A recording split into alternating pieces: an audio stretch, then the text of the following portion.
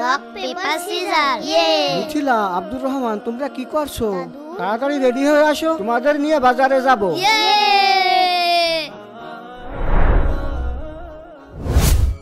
এটা কি করছো তুমি?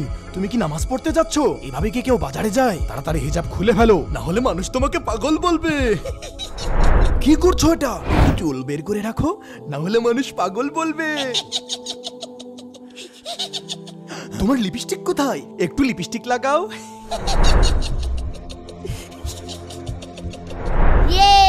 দাদু আমরা রেডি হয়ে গিয়েছি। দাদু, তোমরা এগুলো কি পরেছো? কেন দাদু? মুসলমানদের এ ধরনের জামা কাপড় পরে রাস্তাঘাটে বের হতে নেই। মেয়েরা হিজাব বাদে বের হলে শয়তান খুশি হয়।